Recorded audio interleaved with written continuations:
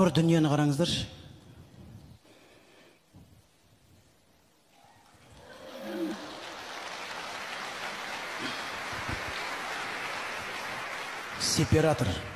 Сепаратор ме?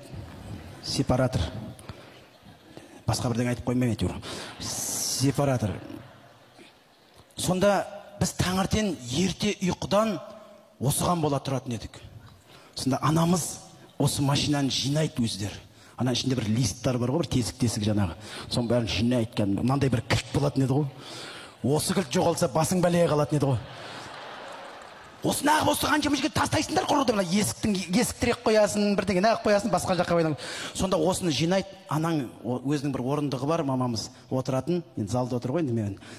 Сонда жаңа мынаның дауыс шыққан кезде ұйқыдан атып тұрасың ғой. Будильник секілді. Өйткені маған ең қызығы болатын мынау еді. Ана ең бүт аборот алайын деп отыр. Деп атқанда мұнан сүттің бет дірілдеп ататын еді. Соң қарап тұрасың да, одан кейін барып мына бір тесікке қарап тұрасың ғой. Келе жатыр. Көрінді деп. Соң жақтан қаймақ келе жатыр, әр жерде әртүрлі етеді, біреулерде кілеге дейді ғой. Сонда анаңның жанында күн суық, сондай жанында жылы, сонда қолында бір нан болады. Нан мен.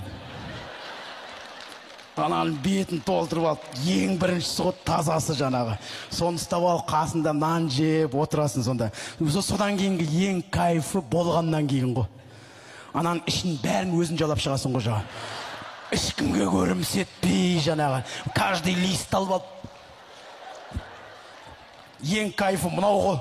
Ұзыннан жібересің ғой бұлай жағады.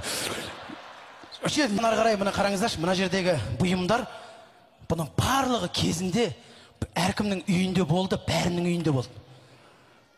Мен мұнан түсінбей кеттім бар,ошыны керек бар ғой. Мұна папындар да түсінбей кетті ау дейм әкелерімізде. Бұл графин, бұл мен акасы арақ ішуге болады екен ғой деп білген жоқ бұны. Бұл сувенир екен деп кетті. Мен бәрінің үйінде тұратын, не осы деп бар ғой. Сөйтіп ол акасы графин екен. Радио. Естеріңізде ғой. Бір канал. Тыңдасаң да сол, тыңдамасаң да сол. Таңертең оятады. Өзінің бір дыбысы болатын, білесіздер ме?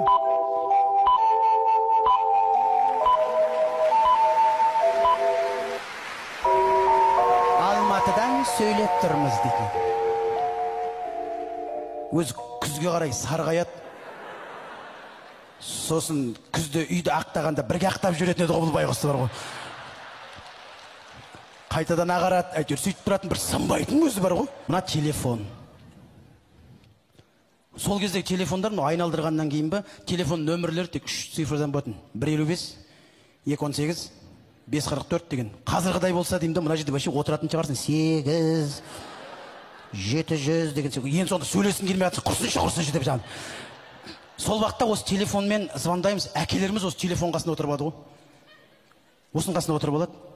Кешкіліктен үйде қыздар звондайды жаңын. Сонда бір звондағанда, ана қыз алса екен деп отырасың ғой жаңын. Папа салады қойшы. Алло. Қайтадан звондайсың. Алло. Бір айналып келіп қайтадан аласың. Алло. Қазірғыдай өздерінің телефондар жоқ қой, ұстап отыратын. Не дейсің енді жаңағы? Сондай әкелеріміз осы телефонның қасында отыратын. Оны жаңағыдай жеңгелеріміз ол уақытта ана бөлмеден мына бөлмеге сотовый телефон секілді ұзын шнурлар бар, бетіп алып жүретін еді ғой жаңағы. Бір құлаққа қалып, я, содан не дейсің деп жаңағы. Ең кереметі, енді ол уақытта енді сондай заман болды ғой, мына шамды айтсаңыздаршы. О, бұл шамды газетпен кәдімгідей сықайтып тұрып кәдімгі папаларымыз. Мына жақтан газетті кіргізіп, мына жағынан шығарып сықайтып қойып кешке қарай мынаны толтырып қоямыз. Мынаның бір жақсысы бүкіл үйдің адамдары осының айналасында отыратын едік. Қазір адам таппайсың ғой үйден.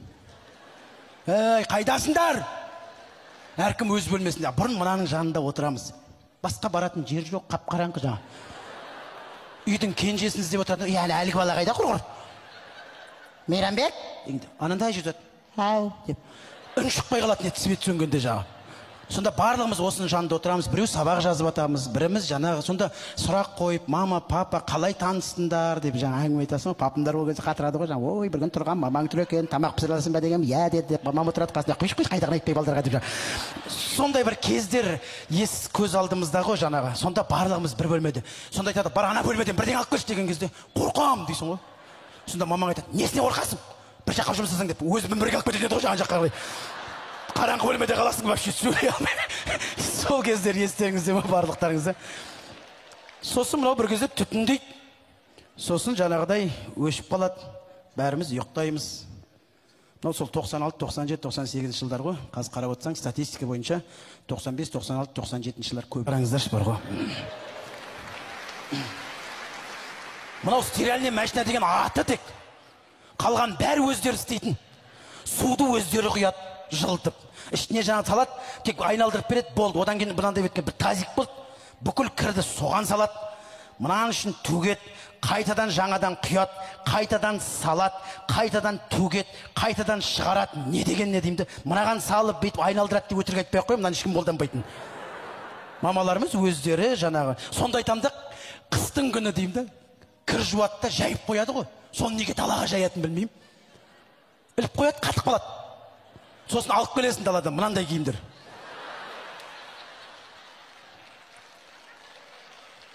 Кілең битіп қалған киімдер кетеді ғой ішінде.